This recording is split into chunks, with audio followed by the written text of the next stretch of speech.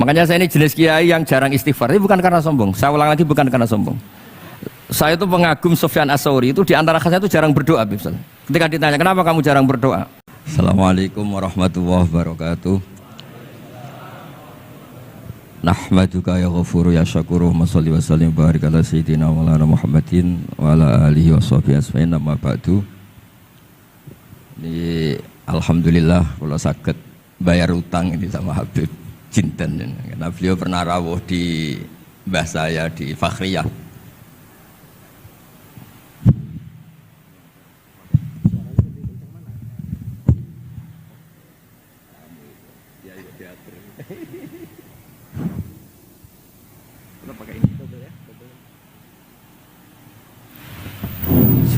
Cukup.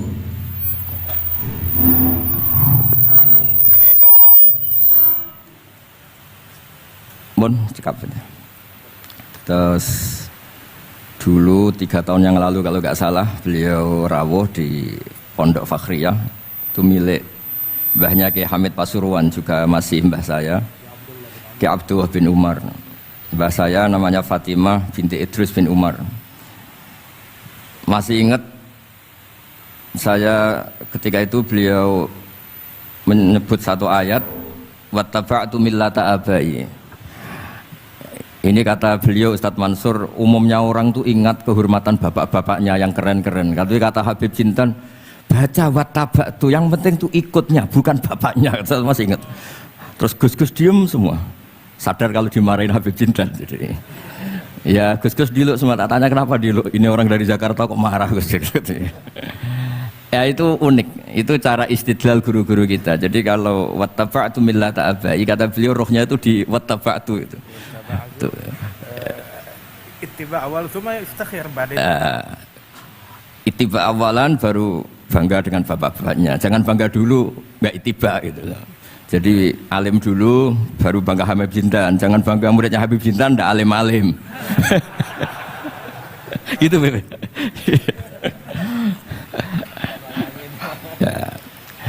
Jadi memang saya secara sengaja cerita sanad ini saya baca Mas Jamal ya, panggilannya apa? Mas Jamal. Mas Jamal ya. Pertama saya baca Al-Iqdul Farid, ini karangannya Said Muhammad bin Alawi. Di sini saya baca supaya barokah dari karangannya Sayyid Muhammad. Di antara orang yang beliau sebut dari ulama Indonesia, beliau ngendikan Al-Habib Al-Mu'ammar Ali bin Abdurrahman bin Abdillah Al-Habsyi. Wal Habib, ya Kuitang ini Bebe. Ya, jadi juga. Ya ini juga jad beliau dari omnya Wal Habib Ali bin Husain bin Muhammad Al-Attas Sahibitat. Wal Habib Hamid bin Muhammad bin Salim Asyiri. Wal Habib Muhammad bin Ahmad bin Zain Al-Haddad. Wal Habib Syekh bin Salim bin Umar Al-Attas. Nah ini Wal Habib Salim bin Ahmad bin Jinten bin Syekh Abu Bakar bin Salim. Ini kitab karangannya Sayyid Muhammad bin Alawi. Terus ketika beliau cerita Sanad Ad-Darimi, Sunan Ad-Darimi, beliau ngendikan Arwi Sunan Ad-Darimi anis Sayyid Salim bin Jiddan Alian anil Habib Utsman bin Abdillah bin Aqil bin Yahya Al-Alawi Mufti Batawi, ya, an Utsman bin Hasan Ad-Dimyati anil Amir Al-Kabir. Jadi keberadaan Habib Salim ini mudawwan, selain faktanya beliau sering ta'lim juga mudawwan dibukukan. Saya pernah hormat kholnya Syekhona Khalil. Di situ di antara manaqibnya ditulis min ajalli ta'lamidhi Salim Al-Habib An-Nasib Salim Maula Jinten, Alu Jinten disebut di situ. Jadi ini bukan cerita untuk tafakhur, bukan untuk fakhriyah, tapi ini memang fakta untuk fakhriyah. Karena pondoknya buyut saya juga namanya fakhriyah, ya. Minal fakhriyah ilal fakhriyah. Ya, minal fakhriyah ilal fakhriyah kata. Nah ini tentang sanad. Tadi saya sudah mentasihkan beliau dan beliau mengkuatkan hujah kita. Dulu ketika Habib Salim banyak orang yang menyalahkan orang pakai celana, Habib, nanti jenengan yang cerita. Beliau juga bela kultur itu. Saya pernah baca di kitabnya Said Muhammad Alawi, judulnya itu Manhajus Salaf fi Fahmin Nusus. Di kitab saya itu halaman 423. Nanti bisa dicek halaman 423.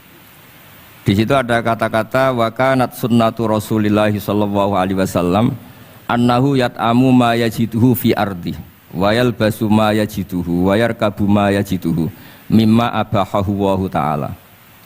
Terus beliau cerita, siapapun yang makan faman at'amama yajiduhu fi ardi fahuwa al-muttabi' lis-sunnah kama annahu hajjal baita min madinati nafsih faman hajjal baita min madinati nafsih fahuwa al-muttabi' lis-sunnah. Jadi supaya perasaan orang Indonesia ketika berpakaian seperti ini, seperti saya, seperti teman-teman ini tetap tercantol, tetap terhubung oleh Rasulullah Shallallahu Alaihi Wasallam. Misalnya Nabi, karena beliau itu orang Madinah, tentu hajinya atau mikotnya dari Dzul Khulaifah. Karena kita orang Indonesia lewat Yalamlam ya harus lewat Yalamlam. Waqata Rasulullah li ahli Madinah Dzul Khulaifah, wa li ahli Syam al-Juhfah, wa li ahli Najdin Qarnan, wa li ahli Yaman Yalamlam. Jangan mentang-mentang ikut sunnah Nabi terus orang Yaman mikotnya dari Dzul Khulaifah, orang Sam juga dari Dzul Khulaifah. Semua itu harus min madinati nafsi. Sama seperti Rasulullah yat'amu ma yajiduhu fi ardi, kita juga nat'am ma najiduhu fi ardina. Sehingga jangan sampai umat Islam yang perilakunya keseharian ini sudah baik kemudian merasa tercerabut dari sunnah Rasulullah Shallallahu Alaihi Wasallam. Karena Nabi sebagaimana kita ingin dan kita tahu, ketika ada orang Arabi bilang Allahumma arhamni wa Muhammadan wala tarham ma'ana ahadan, ya Allah hanya saya dan Muhammad yang perlu engkau kasihani, yang lain jangan. Kata Nabi, laqad tahajjarta wasi'an, rahmat Allah yang luas ini kamu persempit hanya karena mungkin kita orang Jawa, orang Indonesia. Makanya saya ini bangga ngaji sama Mbah Mun, beliau orang Jawa, saya ngaji juga hanya di Indonesia. Tapi guyonannya Mbah Mun dulu itu lucu, wong koyok kon tuh kayak orang Jawa kayak kamu tuh mesti ada yang alim, karena Islam ini kafatal linnas. Makanya yang ahli nahwu itu Imam Sibawayh, padahal beliau Persia. Imam Ghazali juga bukan orang Arab tapi alim hujatul Islam, karena Allah ingin memaklumatkan bahwa agama ini kafatal linnas, bukan milik orang Arab saja, bukan milik siapa saja, tapi kafatal linnas. Makanya kita harus bangga dengan tradisi para habaib. Ada Rauhah Bukhari. Bukhari itu kita tahu namanya itu Muhammad bin Ismail bin Ibrahim bin Mughirah. Setelah itu sudah namanya bin Bardasbah. Maula al-Ju'fi, ini Bardasbah itu orang yang dulu diislamkan keluarga al-Ju'fi. Itu Mbah Mun kalau guyon itu Bardasbah cara Jawa mbok parmin mbok parlan. Tapi nyatanya dia putu alim alamah namanya Imam Bukhari. Artinya kita tentu sepakat, sangat-sangat sepakat, sangat menghormati orang-orang yang arfa'u minna nasaban kayak para habib. Tapi para habib juga mau ngakui kayak pakai Bukhari as-Sahihul Kutub ba'da Kitabil Al-Bukhari. Sehingga memang nggak pernah ada masalah secara sanad, secara tradisi. Di kitabnya Sayyid Muhammad ini ada sanad dari ulama India yang orangnya juga macam-macam, dari marga macam-macam. Jadi saya mohon barokahnya sanad ini kemudian kita tahu apa sih sanad itu. Sanad itu ya kadang-kadang harus lewat orang yang mungkin kita tidak cocok. Dulu itu ada sahabat tanya, kalau mencium istrinya pas Ramadan itu sah apa enggak?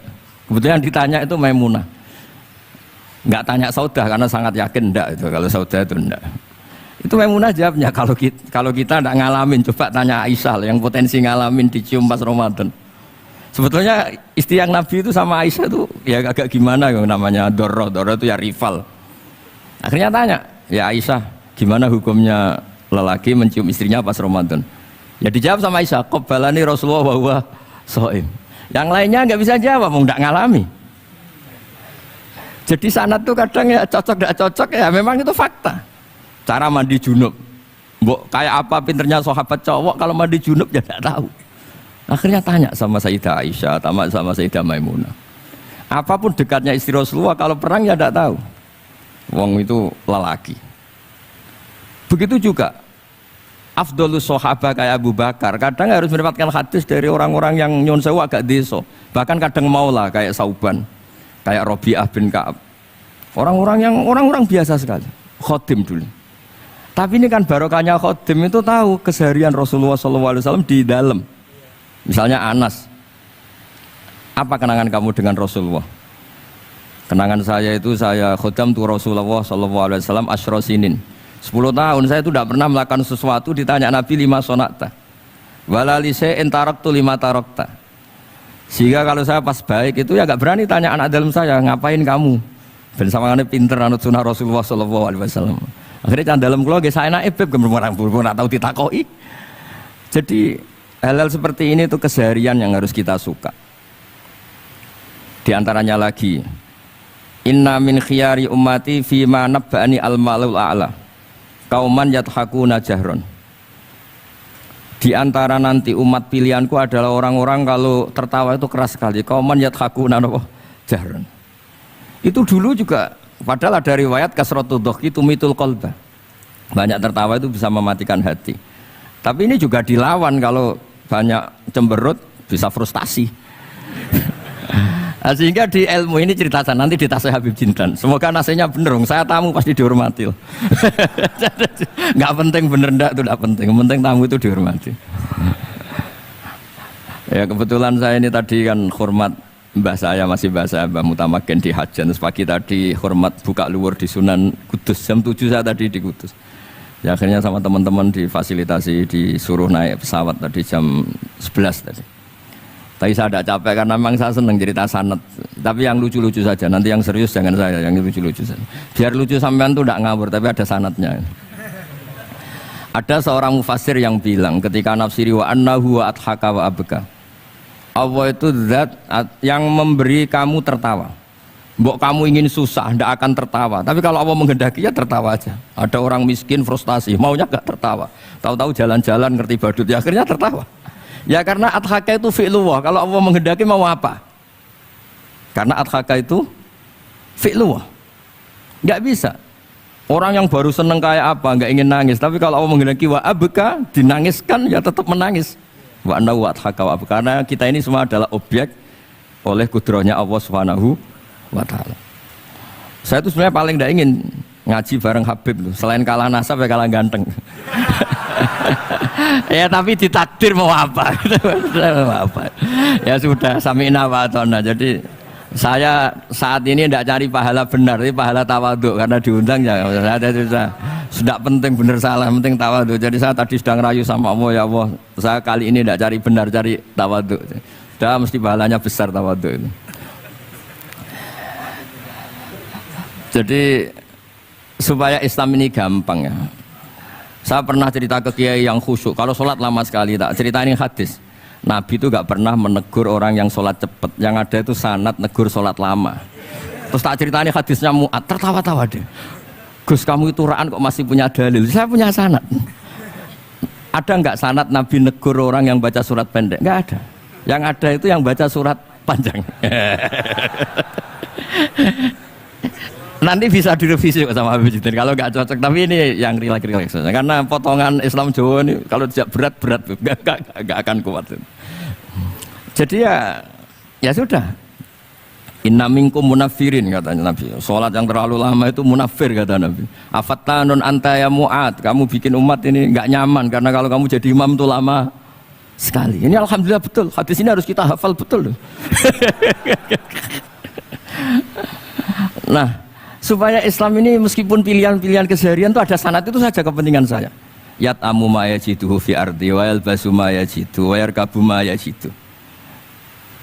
Saya sering beb di tahun desa-desa Gus anak kula tahnik cethaki Gus tapi mboten enten kurma nganggo degan ae. Lho Gus dari kiai-kiai ku kurma. Kurma itu halawiyat. Ya degan juga termasuk halawiyat. Ya sudah. Kalau kamu ingin sunnah Rasul, Nabi gak pernah sholat di Indonesia. Berarti kalau kamu sholat ke Mekah dulu kata saya. Maksud saya supaya orang itu nyaman dengan Rasulullah itu hadir di semua sisi kehidupan kita. Kalau dalam istilah Sayyid Umar Hafid, Faruhu Muhammadin sallallahu alaihi wasallam awsa' wa asra'. Kalau kamu bisa tawassul dengan Nabi Ibrahim, Nabi Musa, dan beliau-beliau bisa datang ketika Lailatul Mi'raj untuk hormat Rasulullah sallallahu alaihi wasallam di Baitul Maqdis, Faruhu Muhammadin awsa' wa asra' kata beliau. Jadi bisa datang di kapan saja, di mana saja. Jadi jenengan meskipun di Indonesia tidak usah khawatir, kita semua ini dilihat Rasulullah SAW. Dan cara lihat Nabi itu gampang, tidak kayak kita. Kata Rasulullah, hayati khairun lakum wa mamati khairul lakum. Saya kalau masih hidup juga baik untuk kalian. Anda bisa cerita hadis dengan saya, sering bercengkrama. Dan ketika saya wafat kata Nabi, saya sudah dekat sama Allah Ta'ala. Kalau melihat kamu baik, saya muji Allah. Kalau melihat kamu salah, saya mintakan ampun. Makanya saya ini jenis kiai yang jarang istighfar. Ini bukan karena sombong. Saya ulang lagi, bukan karena sombong. Saya itu pengagum Sufyan Ats-Tsauri. Itu di antara khasnya itu jarang berdoa. Ketika ditanya, kenapa kamu jarang berdoa? Selagi saya ngajar, kata beliau ini. Selagi saya ngajar, itu masuk hadis ala khulafai rahmatullah. Waman khulafau kaya Rasulullah alladzina yuhyuna ma amatahun nas min sunnati. Jadi kalau saya baca Bukhari, otomatis dapat doanya Nabi ala khulafai rahmatullah. Timbang kamu doakan nangis-nangis gak jelas mandinya, mendingan mulang gitu. Terus kedua, doa hamalatil arsy. Alladzina yahmiluna al-arsya man hawlahu yusabbihuna bihamdi rabbihim wa yu'minuna bi wa yastaghfiruna. Kita semua sudah diistighfari sama malaikat hamalatul arsy. Rasulullah juga wastaghfir li dzambika walil mu'minina wal mu'minat. Fastighfaru Rasulillah qad kafana wa fawqal kifayah, kata beliau. Artinya gini, kalau kangkang jarang istighfar jangan karena sombong, manfaatkan fasilitas ini gitu. Jadi semua itu jangan sampai kita ada istighfar karena jafatul qalb, karena qaswatul qalb. Enak lah kalau ada fasilitas gitu, ada fasilitas. Itu kalau saya pidato di depan Gus-Gus. Kalau di depan Habib Mbak berani, di depan Gus-Gus. Itu ada yang setengah beling, setengah ada alim, ada yang alim. Terus yang beling-beling pesan sama saya, Gus tolong bela kami maksudnya. Ya kadang-kadang mubalek kan order pesenan itu. Terus tak bacain ayat walladzina amanu wattaba'athum dzurriyyatuhum biimanin alhaqna bihim dzurriyyatahum wama alasnahum min amalihim min syai'. Orang aba-abanya iman, anaknya iman itu nanti surganya disertakan mbahnya meskipun kelas amalnya ndak sama. Jadi mbah-mbahnya alim alama, anaknya yang ndak alim nanti surganya sama-sama yang alim. Kenapa sih kalau ada fasilitas nggak dipakai? Pakai aja, nggak apa-apa kan? Yang alim yang komplain. Sudah kamu yang alim dihormati, dicucup, salami template, yang ikhlas saja, tidak usah protes kata saya gitu. Artinya saya inginlah keseharian kita yang awam, yang apa itu harus cari backupan hadis supaya semua keseharian kita itu ada apa? Sanad. Misalnya sampean kalau malam itu nggak bisa tidur, tahajud ndak, witir ndak, ya mutolaah ndak. Tapi lihatlah itu sebagai tarkul ma'asi. Apa tarkul ma'asi? Alhamdulillah malam ini saya ndak zina, ndak maling, ndak dugem. Coba kalau kamu malam-malam di kamar, itu namanya apa? Ndak tahajud, ndak witir kan? Tapi kamu harus syukur karena itu tarku zina, tarku sarikoh, tarku kada wa kada. Supaya kamu tetap syukur sama Allah Ta'ala. Itsmamin mubakhin ila wa yatahaqqaqu bihi tarku haramimma. Setiap mubah yang kita lakukan pasti di saat itu ada haram yang kita tinggalkan. Makanya dulu banyak orang-orang soleh yang semalaman tuh guyon sampai pagi. Bukan karena ingin urakan, enggak, karena mengalahkan setan. Malam itu godaan mungkin ingin ngintip siapa itu masih kuat sekali. Ingin nonton siapa itu kuat sekali. Terus setan dilawan dengan guyon. Ternyata setelah guyon tuh asik, tahu-tahu pagi dan dutannya selesai. Oh itu setan bisa stroke melawan orang alim seperti ini. Karena nilainya tarkul masih. Meskipun dengan cara guyon, karena kalau yang cara wiridan itu calon wali, kalau yang nggak calon wali ya pokoknya tarkul maksiat. Maksud saya supaya harian kamu yang biasa-biasa saya ini menjadi luar biasa karena ada sanad. Ada apa? Ada sanad. Makanya dulu ulama-ulama itu kalau ngelawan setan itu pakai faroh, pakai seneng. Karena setan tuh paling seneng kalau melihat orang mukmin susah. Kalau susah terus ngersulo, kalau ngersulo gugat kodok qadar. Disebut innaman najwa minasyaiton liyahzunal ladzina amanu. Jadi setan tuh targetnya supaya orang mukmin itu resah. Kalau resah gugat. Pertama gugat orang tua. Ngapain sih jadi anaknya orang miskin? Jadi susah kita kan. Kalau yang nggak mulia ngapain jadiannya parman? Kalau saya Habib kan langsung mulia, kalau Gus kan langsung mulia. Gugat orang tua, gugat sana, gugat sini. Tapi kalau kamu sudah seneng, wajah pesek, welek, keriting, sawana ngerakan, kan nambah gugat siapa-siapa. Ya sudah, yang kebaik kul bifadlillah, birahmati, fabidzalika falyafrahu. Jadi saya ingin semua itu senang bifadlillah, birahmati, yang rileks, yang saya ini kalau nuruti capek-capek. Tadi malam saya di Mbah Mutamakin, tadi pagi hormat Sunan Kudus. Terus tadi naik pesawat, datang mandi langsung hormat. Kalau itu dihitung capek, capek. Tapi kalau dihitung senang ketemu Habib Jintan, ketemu jenengan, kesempatan seperti ini nggak gampang. Ya sudah selesai. Makanya ini latihan ya, latihan terus. Saya ulang lagi apa? Latihan terus supaya Islam itu ada di semua sisi hidup kita. Tuh saya pernah sering cerita di mana-mana itu. Ada wali itu istrinya cerewetnya bukan main. Wah itu semua muridnya sudah tak biayai kamu cerai, nanti tak ganti istri yang lebih baik lebih. Nggak mau cerai alasannya apa? Ini wanita bahaya sekali. Kalau sampai dinikah orang lain, kasihan orang lain dapat musibahnya. Biar saya aja yang ngalami, kata wali itu. Jadi dia ada ingin, makanya ada juga kiai di santri buling di rumah teh. Santri ini nak pindah pondok, ngerusak pondok uang, mendingan pondok kuai. Jadi dia handle. Terus sekarang apa? Dia handle daripada ngerusak pondok orang lain, mendingan pondok saya saja. Jadi cerita-cerita seperti ini harus kita kaji, supaya semuanya itu pakai sanad ilmu. Sama lihat di kitab Ihya itu, ada bab-bab di Ajaibul Qalb. Apa di bab apa Ajaibul? Di situ kayak apa Imam Ghazali memerankan orang-orang pilihan Allah yang menjadi gampang melihat keseharian. Misalnya gini, misalnya Islam zaman akhir kan katanya tantangannya banyak. Coba kalau baca ayat wa ya'ballahu illa ayyutimma nurah wallahu mutimmu nurih. Agama ini milik Allah, diurus oleh Allah Ta'ala. Islam ke Indonesia itu enggak ditunggoni Nabi. Nabi sudah intaqala ila rafiqil a'la. Kadang di kampung-kampung di Islam nomodin. Ya jalan karena ini agama Allah. Kita ditinggal-tinggal orang yang lebih baik ketimbang kita. Islam kita tunggui. Ya jalan, memang ini agama Allah yang ngurus Allah. Kamu tidak usah khawatir. Jadi seneng kita bukan karena dablek, karena yakin jaminan Allah Subhanahu wa taala. Jangan sampai kamu itu seneng karena dablek, karena arogan, jangan. Karena bidomanillah, yakin bidomanillah wa bikafalatillah. Seperti senangnya Sayyid Abdul Muttalib. Ketika Ka'bah mau dirubuhkan Abraha, ada penyerangan Abraha. Ini yang Mbah Mun sering cerita ini. Wah itu semuanya kalah. Terus takok, man sayyidu hadhil wadi? Siapa tuan di sini? Abdul Muttalib. Abdul Muttalib itu datang dengan wibawanya yang luar biasa. Abraha itu sampai bingung dia. Kalau duduk di singgasana dia disalahkan orang banyak. Karena raja kok duduk berdua sama orang yang tidak raja. Kalau Abdul Muttalib di bawah, dia nggak punya nyali karena ada haibahnya Sayyid Abdul Muttalib. Oh, oleh takdim luar biasa. Setelah itu tanya, apa keinginan kamu? Saya tidak ingin perang, saya hanya ingin merobohkan Ka'bah. Ternyata Sayyid Abdul Muttalib jawabnya apa? Unta saya yang 100 lo kembalikan dulu, tidak usah cerita Ka'bah. Kagetnya bukan main Abraha. Kamu ini pemimpin yang nggak benar. Ka'bah itu dinu kawadinu abaik, itu kan agama kamu. Mau saya robohkan kamu malah bicara onta. Ini kamu itu pemimpin model apa? Jadi saya nyesal hormat kamu. Ternyata kamu mental kamu hanya mikir apa? Onta.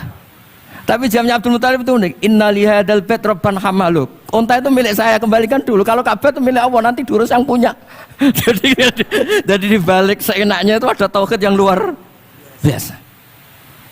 Makanya saya termasuk kiai yang nggak susah kalau mau mati. Kalau mau mati, mati aja. Saya udah mikir kalau setelah saya ini agama gimana ya, gak gimana-mana.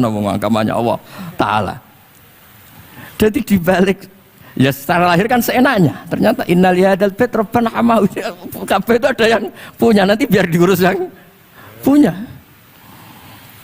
Nah maksud saya kalau jenengan ini kan insya Allah dablek semua. Kawin ya nggak mikir istri saya nanti makan apa, ya kan? Masa depan kamu ya tidak dipikirkan, warisan nggak punya apa-apa, nggak punya ya sudahlah. Bukan karena dablek, karena tawak. Itu saja pokoknya saya ingin ngomong, pokoknya perilaku Anda keseharian itu jadi energi to'at, ya. Perilaku keseharian Anda ini jadi energi apa? Itu saja. Barokahnya kamu ngaji napa sanad.